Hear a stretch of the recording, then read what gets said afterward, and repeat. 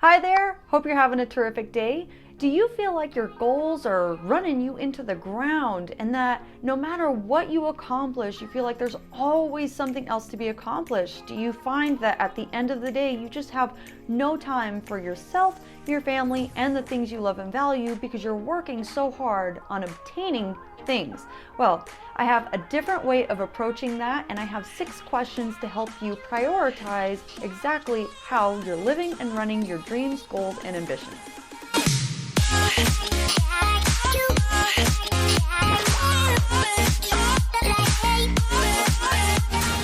Hi there, and welcome to the Booksters Club, where we find daily inspiration from the books you love. Today's featured book is Don't Sweat the Small Stuff with Your Family by Richard Carlson, and today's inspirational thought comes to us on page number 63. It says, "Voluntary simplicity is not about any single decision, nor is it about voluntary poverty. You can drive an expensive car and still be committed to simplicity. You can enjoy, have, and even want nice things and still enjoy a simpler life. It's more of a direction, a series of conscious decisions that you make because you want to improve the quality of your life. The key is to take an honest look at what's truly important in your life. If you'd like a little more time, a little more energy, and a little more peace of mind, I encourage you to explore this topic a little more carefully." Voluntary simplicity is an amazing concept, and if you look at what's currently going on, what would happen if you were sowing your whole life, a harvest, and you never took the time to reap its benefits? Well, some might say you would have an immense field that could yield a harvest for generations to come. Is that the correct way of living our lives?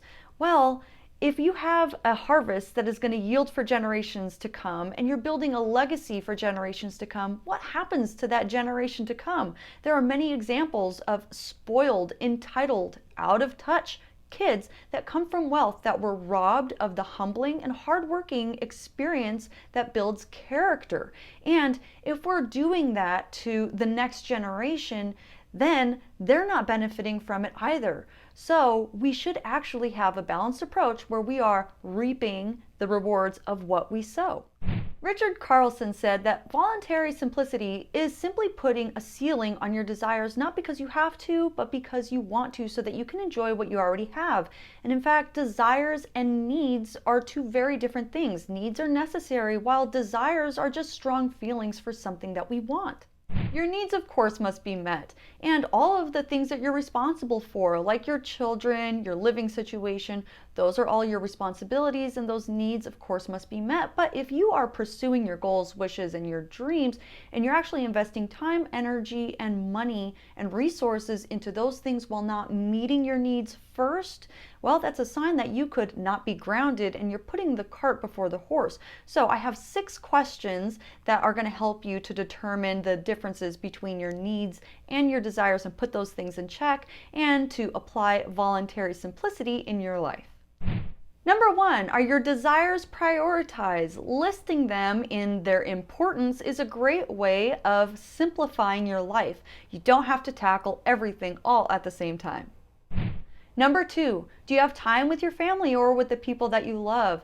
Taking a look at this question is going to help you to determine whether or not you're investing too much of your time and energy into your goals, your dreams, and ambition, and you're asking too much of yourself, because that time is something that could go by and you might not get back.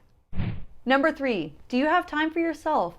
That's like hobby, self-interest. You have time for self-maintenance, making sure that you're taking care of yourself, or self-improvement for exercise and reading. If you're not taking care of yourself and you wind up having a lofty goal or a dream, it's not going to amount to much. Your health is in your wealth. Number 4, are you wasting time at your job? You should make yourself more valuable to the company that you work for and look around and ask around for something else that could pay you more. One of the great ways of wasting time and not reaching your needs or your desires is not getting paid for the job that you could potentially be doing. Number 5, appreciate what you have and don't compare. Tony Gaskins said, "To be content doesn't mean you don't desire more. It means that you're thankful for what you have and you're patient for what's to come." Number 6, create a budget and a reward system towards your goals and your desires of having a house, a car, clothes, vacation, whatever it may be. That way you're able to experience the balance of working towards something and then enjoying the fruits of your labor. Goals, desires, and ambitions are all great, but not if they're robbing us from the happiness, the peace, and the connection that we have with those we love. If any of these 6 things helped you to take a look at your goals and your desires and put a little bit more balance in your life so that you can actually enjoy the fruits of your labors, I would love to hear about that in the comments. If you had a different take on this part of the book, a different part in this book, or a different book entirely that you think should be featured here on the Booksters Club, I would love to hear about that in the comments.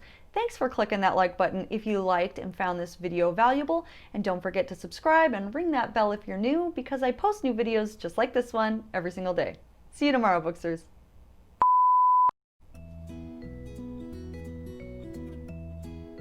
I mean, honestly, it wasn't bad. Sure, okay, one of those will be fine. Okay, those needs, the needs of those, and those of you and those who are reliant on you for needs must be met as well. Pair. Tony Gaskins said to be content. You are you're not grounded. Okay, was that right? No. Fix it up. Things that you're responsible for. You're just repeating yourself. Like, number 1 are your dreams and desires are your desires. Self-maintenance. Number 5, appreciate what you have. And doesn't mean you don't desire more. Number 5, be content. Number 5, appreciate what you have. Yeah. Number 6, create a budget. Okay. Number 6, peace, the love, the peace